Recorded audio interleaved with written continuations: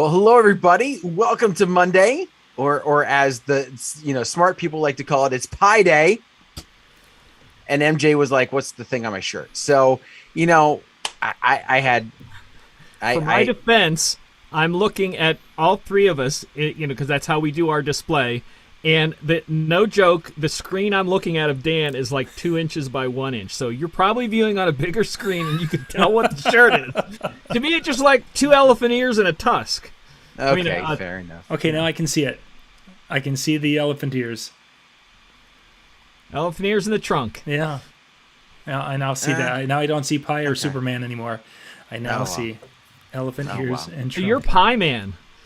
Super Pie. Super Pie. Super Pie. Yeah.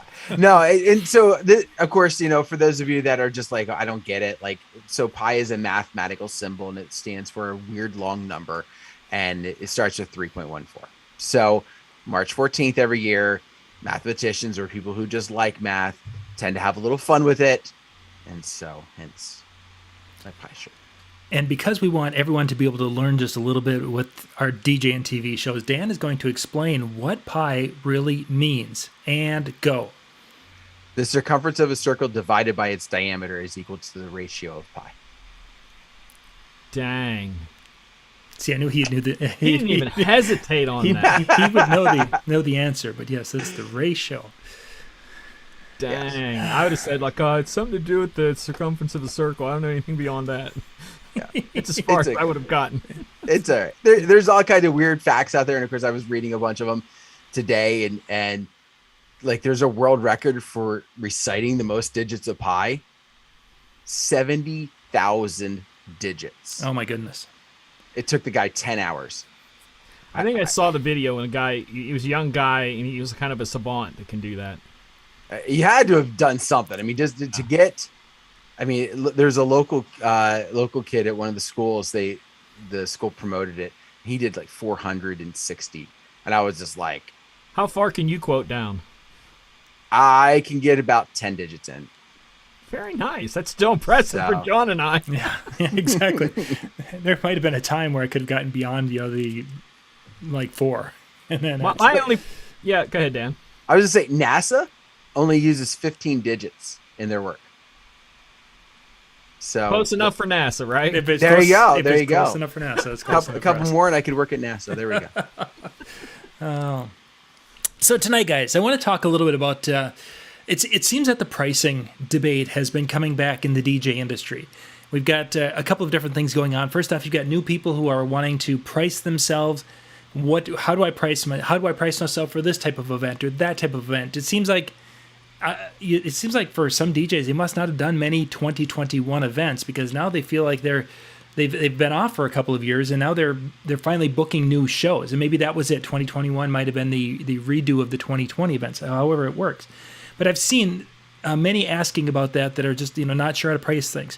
And secondly is we've got people who are out there saying that they're experiencing markets where DJs are so desperate for work that they're willing to do it for next to nothing. Hence why we're going to get into some of the discussion around of doing shows and doing them basically for free. And then the final side of it that I'm seeing people ask about a little bit is how do you make money doing this? Which is all related to how you charge. And it's like these things are kind of bouncing around. So I figured tonight would be a good night to cover some of these and to really get your guys' opinion on it. When is it a time where you're going to do certain types of things is really going to be kind of what we look at tonight. So I have a disclaimer. Yes, go ahead.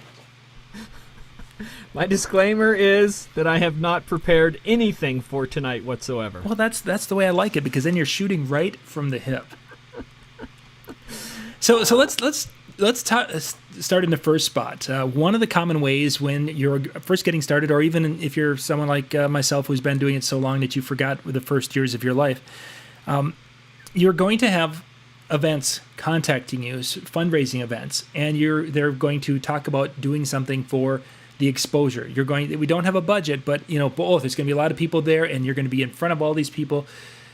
Let's talk about the times to take an event for exposure and when you would draw the line and not take an event for exposure type of a situation, or wouldn't help out in a situation because it just wasn't in your best interest. So, Dan, I'm going to actually have you start on this one because that way MJ can work a little bit more on his next. Oh, I'm going to blast something out right away. Because I want to ask, Dan, before you go into yours, can we all tonight use the phrase, am I free to use this phrase tonight? We're talking about DJing for nothing, and we call them free Js.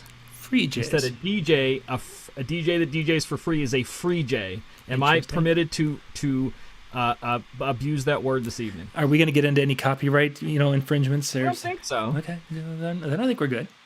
You can do whatever you want. Sweet.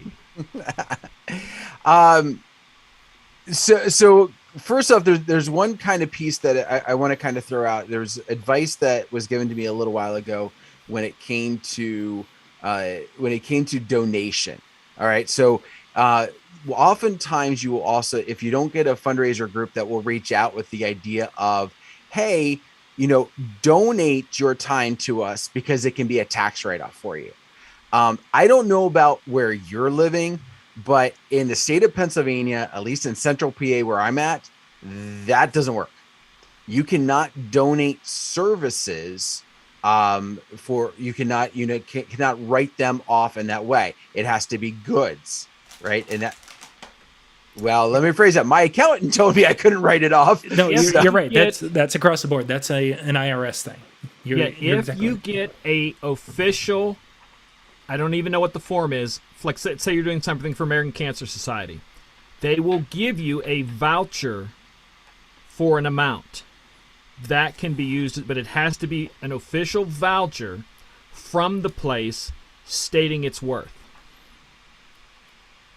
And a lot of places don't even want to do that.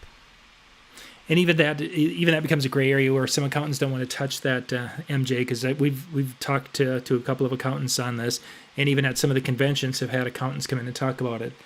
And then there's here's a workaround.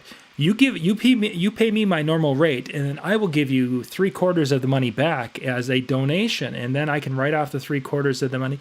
And even that has have some accountants kind of scratching their head a little bit, and okay, so maybe you could do it, but in an audit, you're probably going to get that could be a red flag, and it could you could get stung for it. So it's a tough area. Okay.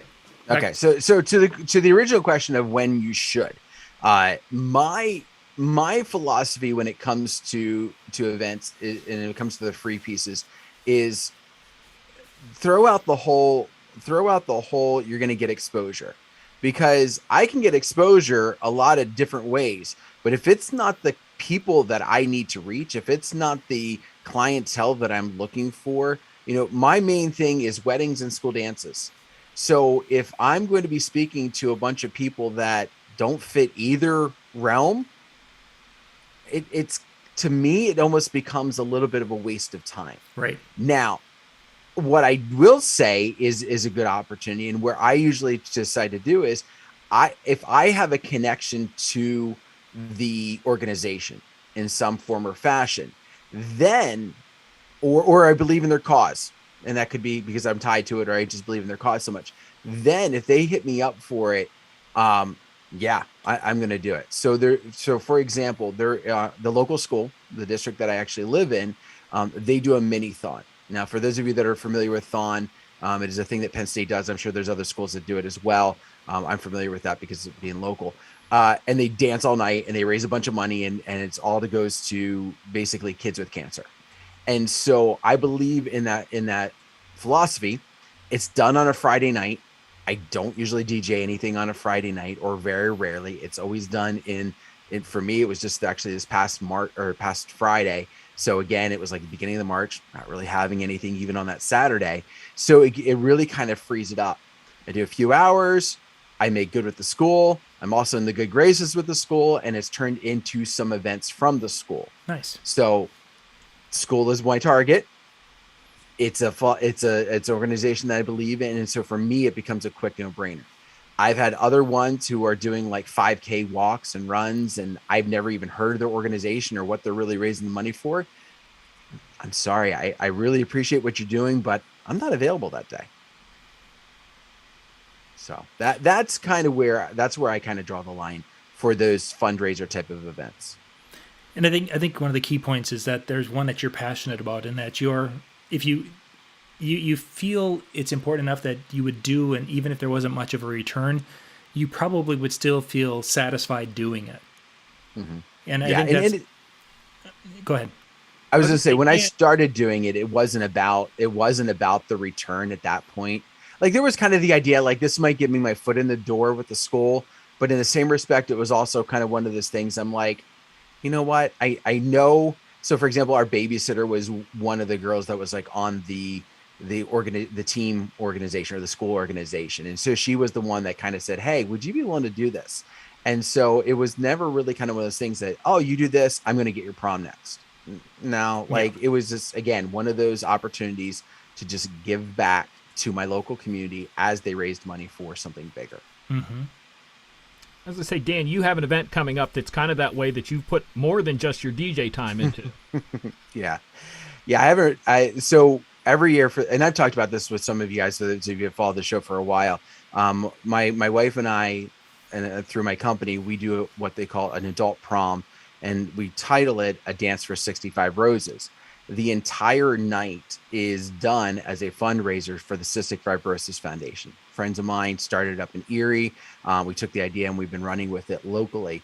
And this is my wife and I. Like, we have a couple of people that kind of help us, like, reach out and get things for our silent auction. But this isn't just, hey, an organization hit me up. This is like, we sell the tickets. We go and buy, all the goods that we have to do. We connection with the venue. We do the advertising. Like, everything that's tied to this is done through my wife and I, sure, and a couple of our community. So from that standpoint, that again has been one of those that was a feel good moment. I went up because friends of mine were doing it. I got to meet the family that they did. I got to see the cause. I got to find out about it. Mm-hmm. And then when we did it, we were shocked at the number of people that we knew that were personally connected that we had no idea. And so it instantly became something that we're going to attempt to do. Mm-hmm. This year's kind of been an interesting year, but we're going to attempt to do it every year. And so we've got it coming up on the 26th of March, and it's again, a great night. It's dancing, it's hors d'oeuvres, it's a photo booth, it's open bar. Like, it's a great night and for a great cause. And again, the night of it, is it a Friday or Saturday? This is a Saturday. Okay, so this one, because of it being your own thing, being on a Saturday is just, you probably, though, planned it during the proper time of year, so it's not interfering with your busy wedding season. Well, the first year we did it on a Friday, and we knew some of the feedback we got was like, it's great, but man, that was a lot to do after work. Like, for us to get ready and for us to come and it was a great night out, but we were kind of a little tired. Like, if you could do it on Saturday, it'd be better. The venue was willing to do a Saturday as long as we kept it in March. They were not willing to give in April. They were definitely not willing to give in May. May is actually the month for cystic fibrosis. They weren't willing to even come near that. Like, they don't give it to us for free, but they give us a very big, like, cut and discount on it because they also believe in what's happening with Sure. And again, it's somewhat off season for them, so that helps tremendously. Yes. Absolutely. They were more willing to because of that. And again, that's something to think about. It's a good opportunity, whether you like the idea of exposure or not, like whether you think of it in that way, getting your name out there is a great thing. That's another thing is, people, the more they're hearing your name tied to something, the more beneficial that becomes. So if it's something you believe in, you're going to put more effort into it, and you're going to have your name in that positive light. And if it's during an off season, it can be kind of, you can also get some of those cobwebs dusted off as you get into your system again. Yeah, for sure. And again, the right time of the year, the right situation, these can work sometimes really well. Sometimes just gives you basically time to knock the dust off get some rust off your skills, and off you go. So times that a person wouldn't, you kind of touched on a few, Dan. Obviously prime dates would be very difficult to be able to do something. For events that you don't have a passion for. Somebody mentioned, I think somebody thought they were Mikey Mike. I think mentioned researching the people. I mean, I've had people approach me for doing something, and the people involved with it were really kind of sketchy. So that was obviously a red flag. Really, anything to that effect would be kind of concerning, and it would make it so you probably wouldn't take the event.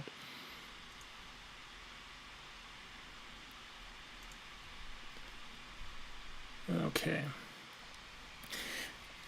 So MJ, I'm guessing over the years. Show me the money. I was waiting. I knew it was coming. I just knew it. So have you had groups approach you to do some things for free for them as a donation, and how have you handled that? Now, here's the thing, John. See first comment. Show me the money. I have been a free J many times in life. Oh, we need to be using that phraseology more, Dan. I know. But I do it for different reasons, because I'm not in the wedding business. Yeah. Not in any of that business at all. So I've been a free J before, where I've told big clubs, I'll open for you for free if you put me on the flyer. I leave when I'm done. I go hit my gig. That I've done before, which has gotten me paid gigs there. Which is a great reason to do that. Mm-hmm.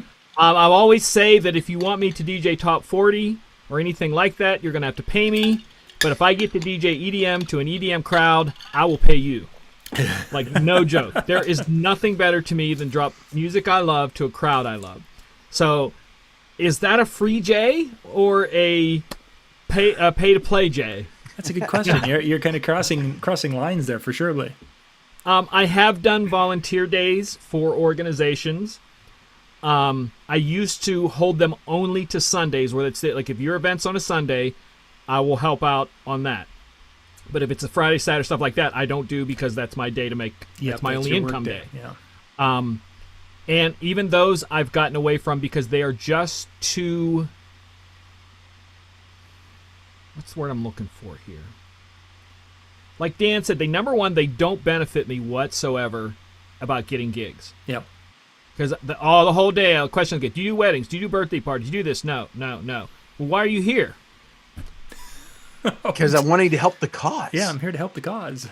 There's one that I was a part of for a couple of years, and I just backed out of it because I was like, hey, here's another DJ that'll do it. I'm done. I don't want to do it anymore because it doesn't benefit me. So a lot of that stuff, the free J part of it only comes in. I'll do church events. I'll do youth group events, because there was a youth group here in the city that used to have me come once a month on Wednesday night for their youth group and do scratching during their praise and worship. Never charged for that. A couple other live events when they would have performers come in that had me run the music for the rappers or whatever. Didn't charge for that. So it's very few and far between that I free J anymore, because it's just, you got to pay me. I mean, like I don't want to go out and DJ for nothing ever. Right. Yep. So I mean, it's not about even finding an organization that I believe in and want to volunteer my time. So if I have let's say I have a passion for cystic fibrosis or for American Cancer Society, I'd rather just go volunteer and be a grunt for the day, helping set up and tear down and doing all that kind of stuff. That would make me feel like I've done more. Sure, I definitely see even that. though they would want my worth as a DJ, because to them that is something that they need for the day. But it was just like, I just carry chairs or whatever you want me to do. I don't, So it's not for me. I've done many in the past. What was the question you asked, and how can I specifically answer that a little bit better? Because you're doing well, and the point I really want to take from that, and I was hoping you'd lay things out like you did, is in my situation, Dan's situation, we have an ability to, with the type of shows we do, we have an ability to make money hopefully off it and look at it as advertising a little bit. In MJ's situation, although doing the early set at a club for free, and in that situation, I never thought about doing something like that. And that's a great way for him to be able to do it, where he can use it, in essence, look at it as I'm advertising for future revenue. And if they see your name on a big flyer of you DJ'd at such and such a place, yeah, we'll have you. They never even heard you DJ. Oh, yeah. Oh, you got in there. They don't know that you said I'll do it for free. Yeah. No. Well, and I think that was one of the big things we saw in Vegas this past year is that a lot of the people who were on stage, got their little 20-second clip, and hey, I was DJing a big party in Vegas, or the guys who jumped in the little truck or the little window van and were DJing up and down the strip, and now they can say that they DJed all through Vegas type of thing. Yeah. However you want to spit it.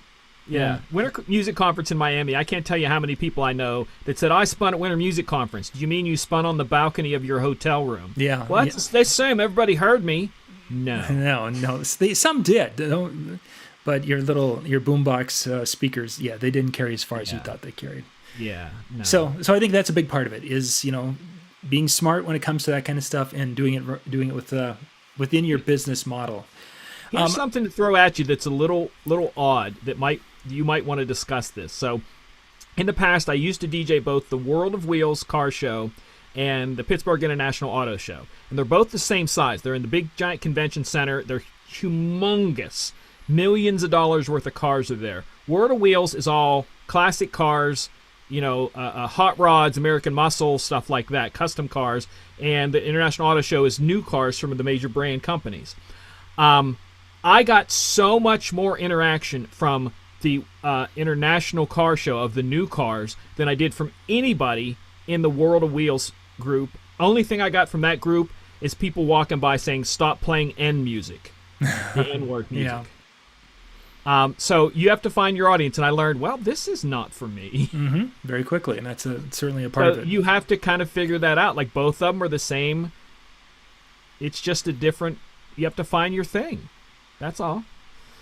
So I don't know if that will help you discuss anything there, the two very dynamically different audiences. Yeah, and I think that kind of ties back into, what Dan was saying earlier on, where he, did the school, or the school thing ended up becoming future business because he was playing in essence to a similar audience to his ideal advertising audience. So I think that's definitely part of the process. But I want to keep going here, guys, because I want to hit a couple of different angles to this. Let's move along to the point of we've set our rate, and now we find out that whatever our rate is, we're having to reduce the rate in order to book gigs, or at least we're perceiving we need to reduce rate to book gigs. Whether it's a club and it used to be I could get $200 and now I'm under $100 for the night, whatever it is. Weddings, I used to be able to get $1,000 and now I'm down to $400 to book shows. Well, however it comes out. And my question becomes do you ever get to the point in time where it's acceptable to be able to take these almost underpriced shows? And what I mean by that is that it costs you have costs involved with going out. Gas for one thing right now, and all the other variables. When do you get to the point where you're making so little amount of money per hour for your, hour to get there and set up, 4-hour show, hour to get that break down and get home, that for that 6 hours you're making less than $10 for the whole night type of thing? Does that ever get to the point where you get there and you're like, hey, this isn't worth it anymore? Or you've had events where when you've sat down and looked at it, you're like, this just isn't worth it anymore? I draw a line quick, and I think that's something, Dan, I'm kind of get your opinion on that for the stuff that you do. Like, you have like, for me, it's kind of easy because it's kind of a standard thing. So no one's going to hire me at a bar or a club or whatever and say, well, what can you upsell me? So mine are kind of standard and set. So I have kind of a number that I won't go below ever. Monday, Tuesday, Wednesday gigs will be lower than weekend. And I'm kind of okay with that because if you can go out on a Tuesday night and make some money that not what you made on weekend, but that's doable. But Dan, do you have a minimum limit on any of your packages or anything like that? Yes.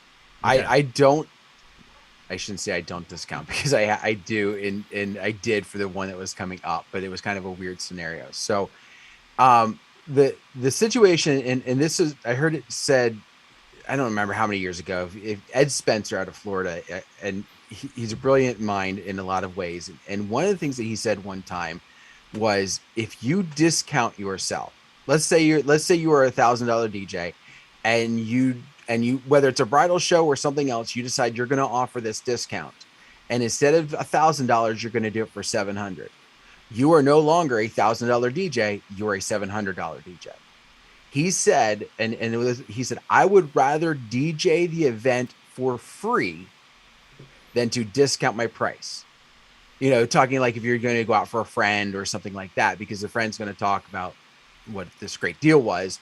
And so now your word is that you're not this $1,000 DJ, you're this, whatever the new price is. So, my philosophy has often been that I don't discount myself. There may be different prices for different seasons, very similar to what you were talking about, different times of the week. But if it's a Saturday and it's from April through December, you're paying my normal price or you're calling somebody else. I've been lucky enough that I've built my business and it's not my full time. I mean, that's another big element that you've got to consider, but time away from my family means a lot. Mm-hmm. And so you've got to pay for it. And if you're not going to pay for it, then I'm going to be around my family and then I'm not going to worry about it. Now, if I got into a big situation, and one of the things I've already started to kind of look at for 2023 is, have I priced myself in such a way that my prices have now raised a little too high and I might need to start to pull back? But the way you know that isn't, oh, like I'm going to panic, but you got to keep track. You know, at what point in the year do I need to make sure that I'm booked for that? Because I know that the calls or the emails or the text messages are not going to come in if I don't have something on the books by that point. And start looking at where you're at to determine if you need to maybe pull back. But if you're discounting for someone, you are no longer that new price that you thought you were. You are now whatever that discount price is, because that's the word that's going to go when they tell their friends. And I think there's a level to that. I was there when I'd heard that for the first time at the convention and such. It's a good thing to keep in mind and a rule to live by, but I also think in some cases, not all, but some events, you're going to have that one wedding where the bride loves you and she's going to tell 25 of her friends because 20 of them were at the event and the other 5 weren't. And there's a lot of events, though, I think that we do that your price is never discussed ever again. It just doesn't. So I think it's more of a mental game. I know that when I charge $1,000 for a wedding and then I charge $2,000 for a wedding, even if I'm doing a very similar, they have this similar desire, I always feel like I'm doing a much better job at the $2,000 wedding than I am at the $1,000 wedding. And I don't, it's a mental game on my side is really what it becomes. And I think that might be fitting into now I'm a $700 DJ and I'm going to give them a $700 show as opposed to $1,000. Well, there's also like for example, you said, if you continually do this, and let's assume for a second it's to fill the calendar, it's to say that you're still out, and it's to make $10 that you wouldn't have made otherwise, because what ends up beating yourself in your head is, how many times am I doing this just to make that happen? Exactly. And now you've taken yourself down, almost the opposite. Rather than saying, okay, I do a better job when I'm $2,000, now I'm only $1,000. Now do I put the same effort in? Like, if you're a person of pride about your work, the answer is probably yes. But if you do that week in and week out because you've used it to fill your calendar, it's going to beat you up. I can look at those last minute gigs that a person sometimes takes a lower dollar. And again, I've done it many a time. So weekends open and a bar calls and says, hey, I have nothing, can you do something this weekend? Sure, I'll do it. And I'm going to do it at a discounted price. I look at that as a loss leader, kind of like a store will sell milk at a price below what it costs for them to get it there, because they want you to go in the store. They want you to walk all the way to the back of the store to go to the milk cooler to get the milk, because you're going to probably pick things up as you go back to the milk, and you're going to pick things up as you're coming to the front of the store again, if you're not going back and forth the whole time. So it's a loss leader, and I get that. But if you're having, as you're saying there, if you're living by the loss leader, those types of things, there's something certainly wrong in that situation. Let's see. There's a couple of things in the chat. Well, we need to probably hit a couple of those here, but I wanted to hit on the. Let's do the chat. There was one I think we probably need to get to that. Aaron mentions need to know your bottom line, and I think that's a big part of this. Is that I've done videos, and some of you watch the videos where how to price your services as a mobile DJ, and if you go through pretty much any DJ, if they are keeping track of their travel and phone and music and all these different things, gear, you end up with a cost to produce a show somewhere between $300 and $500, unless you've got more labor and larger events. But for most people like Dan and myself, it's going to be between $300 and $500 to get out there and just to get to the wedding. That's not what we're going to pay ourselves for our time and our talent. That's just to get there for the day. So when a person's, having people come and say, can you do, gosh, we don't have much of a budget. Can you do the wedding for $400? That gets to the point now, it's like, okay, so it's like, let's say that is my cost to produce it for the day or to do it for the day. I'm really, yes, I'm getting cash flow to cover some expenses, but I'm not making anything for my time. And that becomes, I think, a concern for myself. I mean, even in MJ's world, MJ, you get situations where clubs are wanting to have you come, 2 hours away. And unless they're going to be paying you more for that appearance, I mean, there's got to be a limit where you say, I just can't do it. A couple of those I've done because I knew the venue's lighting and, that it's a 700-person venue and there would be some really awesome pictures. It's a boost. They're still covering everything, but that's part of a reason to DJ for less for me at places is like, am I going to go DJ a place that's 750 people packed shoulder to shoulder with laser lights and regular lights and a giant video screen behind me, so every picture I take the whole night I'm looking like Pimp Daddy, but it's not. Those are reasons to do it. I heard a guy say this years ago. It was a venue that I was looking to DJ at, and he goes, yeah, we pay really well here because we know we don't want some DJ, saying that he won't come out, if it's the weather's a little sketchy, because if he wrecks his car, what he makes here won't cover his deductible. We make sure we pay you well. So think about that when you go out and DJ, you're taking your car. Are you making enough just to pay your deductible if someone fender benders you? Yeah. Think about that. The number of times I've gone to a show and I've on setup, I've dropped a piece of gear. And then it's dead. And it's like, okay, I just, the one time I dropped one of my Shure 87 microphone and snapped it in two. Oh. It's like, okay, there was my money for, my profit for the night, because I've got to now buy a whole. It's not like just a little bit of damage. The milk situation, it's a loss leader in milk, and it can be milk, it can be bread, it's whatever. It's not like it's expired or anything to that effect. It's just that it's a grocery store policy to sell something to get you into to have you buy more. That's why a lot of states have the minimum milk price because they know stores will drop it just to get you to come in. Yeah, and then most of the minimum milk price, especially in our part of the world, is dealt on the farmer side. So we will have grocery stores that will run milk 99 cents a gallon. Oh, wow. And they'll run it for, a weekend special type of thing, because we just had one of our grocery stores that just celebrated 100 years in business or whatever it was, maybe, I don't know, 100, 120, whatever it was. So it's something to get people in the store. And we've seen these, big box stores do it all the time. So and the idea within a DJ realm is that if I'm doing shows to get my name out there, but if I'm only doing shows to get my name out there and I'm selling them below cost, time after time after time, eventually I'm going to be broke, or I'm going to have to be funding my business from another source. And that's really, you can't live on loss leaders, is where I was headed with that. Keep in mind, someone in there said about the opportunity for photos and stuff like that. I ain't saying that they didn't pay me well. I'm just saying that extra hour of drive and the fact that place stays open till 3 a.m., not 2 a.m., that's a little, I'll be like, yeah, I'll drive the extra distance for the average pay. It was just an average pay for a club. Nothing, I thought it was extremely fair. But yeah, trust me, I don't go out for I said I have my limits. There was a place that a guy was booking me for, and he wanted to start taking a commission fee because he got me a lot of jobs, and the commission fee for there would have taken like $5 off of what I got. And I'm like, I'm not willing to go out for that. He goes, you're telling me you wouldn't go $5 less. I said, I'm telling you that I wouldn't go that price anywhere. Not that you took $5 off that price, that the price I was getting before you took that $5 off is my minimum. And he goes, oh, okay, that kind of makes sense. So yeah, and I think I understand being desperate for work, and especially younger DJs that maybe have a job or going to school, that this is their beer money or whatever.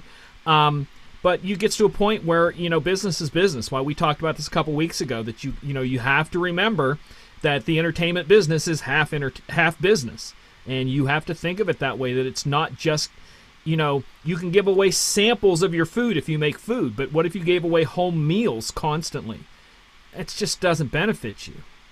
So you have to think of it more of that, your time. I look at it this way, too, and this is kind of crazy. My sister, I kind of bugged her brain about this, but I said, I think how much I make an hour at what I do. So I look at everything I do in life to that number. Because if I'm not going and making that money, this time, to me, still has value. So if I'm going to go do anything, I've got to make it close to the value I make an hour on what I do.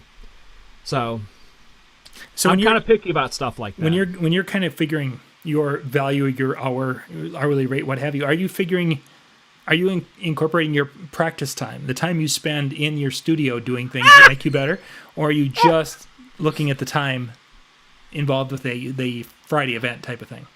Here's the weird thing. That's where my balance line comes in, because a lot of the stuff I do in the studio, like making the flyers and all that kind of stuff, I like to do. I enjoy it. So I don't have practice time anymore because I just DJ. I don't really care. This is going to sound so terrible. I don't care a lot about getting that much better, because me getting better isn't going to give me higher paying jobs. Me being a turntablist will not get me better paying jobs than I have. That's just a fact where I'm at right now in life. So my time that I get paid for from the venues, I look at the venues. I have minimal amount of time downloading music a week because you guys know I just grab what I need. So I'm spending less than 30 minutes getting everything I need for the week, or maybe once every 2 weeks, less than 30 minutes. And I have everything I need, and all I have to do is go out and press play and mix. So to me, the numbers are per night. So if I'm there for 6 hours, I look at 6 hours plus travel time. And that's usually for me, like, especially if it's here in the city. My tax guy is always like, man, you really need to drive more. You have no miles to claim whatsoever. I said, you got to understand, for me to drive from my house to the casino is 6 miles. So that's a 12-mile round trip for my gig, So it's $7 in write-off for time. yeah. And it's like, well, I can do parking as well. In this state, you can't. I don't know how it is I don't even know what it is, but I can't do parking. If I do parking, then I can't take miles. So it has to be car expenses or miles. You have to do it one way or the other. And I'm like, well, that doesn't make a lot of sense. So, but like, I can't claim any of that. So we're talking 30 minutes there, 30 minutes back, I get all the water I want to drink when I'm there for free. A lot of times they offer me food. You sure you want to eat? We've got an extra appetizer back there. Nobody took, So you'd be surprised what, the one restaurant I was at Saturday, I mean, it's a $75 a plate steakhouse. So when they offer you something in the back, it's good. But again, I don't look at a lot of that. Like I said, the place that you were talking about that's 2 hours away, I look at the pay as what I make for that night, and the rest of it to me is me investing my time to get there and home, to get some cool pictures, try to have someone there to hold the camera. I've gotten really good. Hold on. I bought this recently for my phone. This is, again, it might be a whole other show, but this is my phone, and I bought a little stand for it that locks in. And I'm doing the whole selfie game, so I now have these little outriggers on it, so I can be doing pictures of myself when I can't get someone there, because that's a big investment, and it just sets up like that, and I get to take pictures, and it's a minimal thing to take with me. But I look at things like that as investment into me. So I'm not giving away something for free. I'm investing into me by getting good photos. Sure. So I make it my worth. So to me, having some cool pictures is worth a lot. Very much so. Yeah. I could definitely see how that. Sorry, I'm rambling right now. No, that's good. It's good to be having that point of view. Yeah. Dan, when it comes to expenses, I'm sure you've gone through and you've kind of figured out a little bit about what it costs for you to produce a show. When you get close to that number, I mean, are there times where you will go below that number for an event, or is it pretty much one of those things that your time as a person who has a full-time job, family, you get to that and you're like, like MJ, this is it, I'm walking away? I keep my expenses I'm so fine tuned on my expenses as far as like trying to keep them low. I'm very frugal. Some people call it cheap. When it comes to those types of things. So it my expenses really becomes a very low point, to the point that I'm not near that. Now, I would say if I was looking at a situation, for example, a 2020, where suddenly things stopped and we couldn't work for a couple months, but I still had my phone, I still had, my bills that I had related to my business, and I had nothing coming in, that had things not opened for us when they did, I may have been more willing to take those discounted last second events to try and fill that.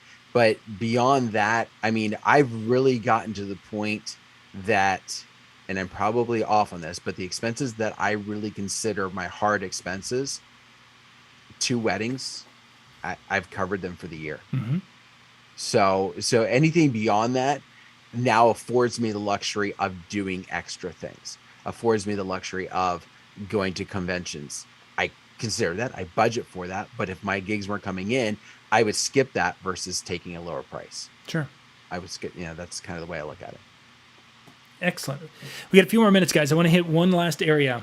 When you've got other people in your market that have quoted lower prices, and you get that dreaded "will you match," which is something a lot of DJs are struggling with because they've got other DJs that they feel in their market that are quoting lower prices, and it's still above your cost of doing business, but it's instead of it being up here, make sure I'm on screen. You're here, still a little bit of a pay per hour rate, but not what your typical would be. How do you handle those situations? And MJ, I think I'm gonna have you start with this one too, because I want to give Dan the final one on this. If you got a bar or you got a club, I'm muted. Sorry. Yeah, I was typing and I didn't want the clackety thing. Yeah. I'm a firm believer. I am very secure in my pricing and stuff, and if someone wants to go cheaper, good for you. Go for it. Because I know in a while you're going to be like, dang, I really should have asked for more money. Sure. I know that without a doubt. Mm-hmm. So go for it. Especially if I know what a headache a place is. You want to go less than that? Psst, have at it. Yeah, I'm okay to wash my hands and walk away. Absolutely. And how many over the years on that, when you've had a situation similar to that, and they've come back to you and said, "Okay, we'll pay your rate. This cheaper guy just didn't work out for us." I can't tell you how many times. Yeah, clubs or bars. Bars are the first ones to go cheap, and then they'll hire someone and they'll call you back a week later and go, "This didn't work out. Are you available?" "Well, I am for another 50." You got to make up for last weekend. Let them learn their lesson and go, this is what my price is now. I was giving you a discount before. This is my standard price. Such and such down the street is offering me 50 more than that, but I like being loyal to you, and if you want to pay 50 extra, I'll stick with you. Otherwise, I'm going to go down there. I had a New Year's Eve that way. The one place kept, "We want you for New Year's, we want you for New Year's." And I'm like, "Well, what are you paying?" He goes, "The regular price." I said, "Do you realize that the other place right over there offered me more than 2.5 times the regular price?" He's like, "Are you serious?" I'm like, "Yeah." He's like, the owner's like, "Go ahead, don't even worry about it. We'll figure it out." You take the money. They didn't even open New Year's Eve because they were like, "Are you?" I'm like, "Yeah, that's the norm." And yeah, so I'm okay with it. You've got to be able to draw the line, and you've got to be confident in what you're doing. That, again, like Dan and you both have said, that if I lower my prices, then I'm lowering my worth, and I'm not worth that. I'm good at what I do. I'm reliable. I'm intelligent. I work well with crowds. It's just what it is. So. Yeah. Dan, your situation, you've got, you have these things thrown at you of having to, or the request to match other prices. Yeah, it's tough to say no, right? Because you have this. It's like somebody's wanting you, and that's the idea. And there's a lot of sales philosophies out there, and people like Mitch Taylor and some of the other ones who have often talked about this. The comeback. If they ask you, okay, well, the fact you came back to me to ask me that, if I match the price, would you want me? Yeah, okay. Well, why? And you get them to talk about why you're better. And in doing so, you prove to them, well, see, that's why I charge this and that other person charges that. And now I will tell you this, as awesome as that sounds, I can't do that. Worth a darn. Like I cannot do that type of a sales tactic with people. It's just, if I get an opportunity to really have a conversation, that's one thing, but I just feel like I never really get into that with them. And I kind of take the other way out, very similar to you, MJ. Like, this is my price. You want to pay the price. I understand. If I'm not in your budget, then I'm not in your budget. And I'm sorry, I would love to be able to work with you, but this is my price. And so if you want me, you want what I have, this is what it's going to cost. And here's one of the other things. Now, last second, I could see where, if you're willing to match, would you might be more willing. But I can, the first opportunity I have, events booked for next October, right? So October, like 2023, I've got stuff on the books for 2023 of next year. Right. But I have, like, they just want ceremony and DJ. They don't want any upsell stuff. They don't want any uplights. They don't want any monogram. And I hesitate taking that, knowing that next fall, I could have somebody else that might want that later on this year, whatever, might want that. And we want the uplighting, and we want your photo booth, and we want your whole package. And then you go, so that's almost the same type of effect for me. Like, if I agree to take somebody else's price, I pretty confidently, most of the times of the year, know that somebody's going to come back and at least hit me up for that date. Even if I don't get it, somebody's going to hit me up for that date. And if I'm already booked, that's a hard no on what could be my price, and maybe even upsells. So I can't bring myself to do that match price. And if you're the type of person that can use the language that I talked about, and I think it was Mitch Taylor, and if it's not Mitch, I apologize. But if you're the type of person that you can use that language, go for it, because it's gold. It really is. Yeah. And I've heard other people use it too. It really is gold, because you get them to convince themselves why they want you. Yeah, Mitch has spoken on that.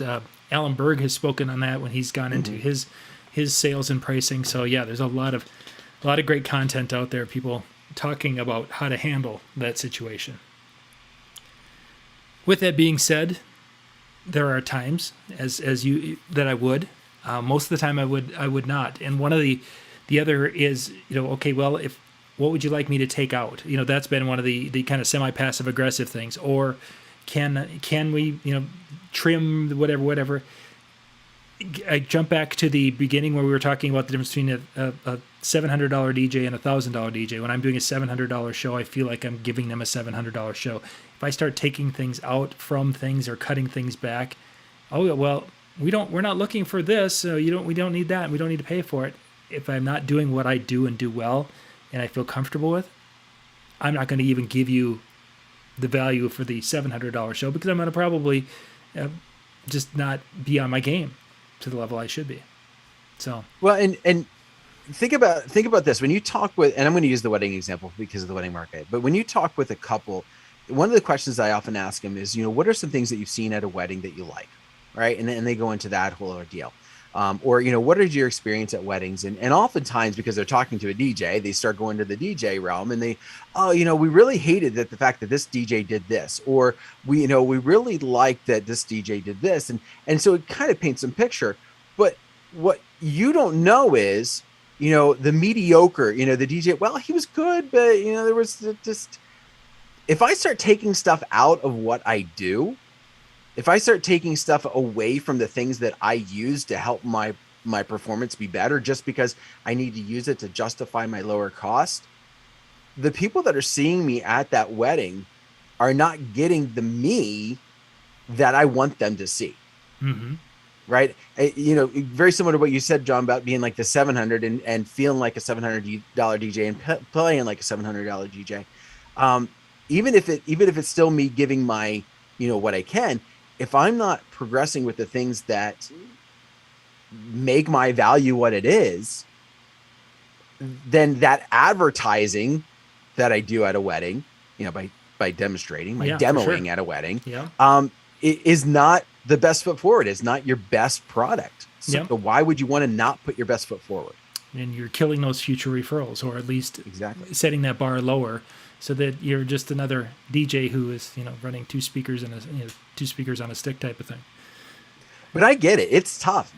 When you're looking at the money coming in and you're looking at your bills and you're trying to make the two of them meet, the philosophy is, if I'm sitting at home on a Saturday night, not working, I'd rather make $200 than make zero. Mm-hmm. I get the thought, but I think in the long run, it would hurt you much more than to pick up some part-time job somewhere to fill those gaps and keep your worth where it belongs. Yeah. And in some cases, when you've got family, it might be better to have that part-time job when the kids are in school type of thing. So that way you can have those weekends for sure. Excellent. Thank you guys. Let's see. Tonight, Howie is going to be up next, DJNTV.com/chill. He'll be in the chill room tonight, and the guys will be doing their recording. Jump in there and hang out with the guys. That starts here at the top of the hour, so 10 o'clock Eastern. Tomorrow night, we'll have a recording from Howie and Brian and the crew at 9 o'clock Eastern. Then 10 o'clock Eastern, we'll be back in the chill room, which is DJNTV.com/chill. And they'll be doing the Tuesday Night Music Show with Brian, Jay, and Howie. MJ, you're off this week yet? 23rd, I am doing the State of Virtual DJ in 2022 show. Nice. Look for that on the 23rd. So we've got then Wednesday night we'll have a couple more of the recorded chill room sessions going up. Then next Monday night, the 21st, March 21st, we're doing our DJ and TV training night. We're going to be going from 6 until 10 o'clock. 6 until 8 o'clock is going to be a virtual exhibit hall, and we're going to be. Let's see, we've got J-Moz coming in. We've got Mixwares bringing in some of their lights. And we're going to have Perfect Portals. And I think we've got one more. We're debating about trying to find out if Evie's going to be coming this month or next month is what the one we're waiting on. So we'll be doing that from 6 until 8. And basically that's going to be kind of a time they're going to show us some new products and talking about some of the new things that are out there with their stuff. And that I'll be interviewing them for that first 2 hours. Then we'll jump into our training for the night. And we're going to be talking about basically taking care of yourself, taking care of your mental health, taking care of your physical health. So we've got Stacey Carroll is going to be coming in and talking about some of the things that she's been doing to take care of her physical health. Mike Walter, who is going to be, he's older than all of us in this room tonight. And he, if you've seen videos of him out performing and doing his thing, he's still in his, a little bit older than us years, is still bringing his game at a very high level, and how he's done that and what it's taken to get him there and such behind that. Mitch is going to be coming in and talking about he's been doing some things to improve his health, but he's really going to be focusing more on the mental health side and trying to keep our head in the game, and we're going to talk about that. And then afterwards, oh, by the way, Dan, I'm going to need you for the last half hour, I think, next Monday night. And then you and I will talk about trying to keep what I've been doing here and in my situation to become more healthy and to be more effective in surviving wedding DJ world. So I want to throw something in here before we go. For health, it's a really important thing to stay hydrated. So, Mega Seg. See, again, Dan, almost made the whole show. Dan's we almost here. made the whole show. It's amazing. Dan's here, and then these words are brought up. I mean, we just only Dan. When Dan's here, only when Dan's here. It never happened. So yeah, it'll be a good week next Monday night from 6 until 10 o'clock. 6 to 8 is going to be the exhibit hall, and you're going to get to see all these videos afterwards if you can't make it to be there live with us. We're going to be breaking those exhibit hall videos down into their smaller segments and getting those up so you can go and check those out individually. And then, of course, the full show will be up there so you guys can check that out. But DJNTV.com/virtual expo is the place where you can go check out the schedule, and we'll be updating that as we get those final few things put into place. So DJNTV.com/virtual expo. And now we got to go. Awesome. Well, you guys have got the entire schedule. You know where you need to be. You know what you need to be watching. And so we want to thank you for spending your night tonight with us. Have yourself a wonderful time. We'll see you next time. Bye, everybody.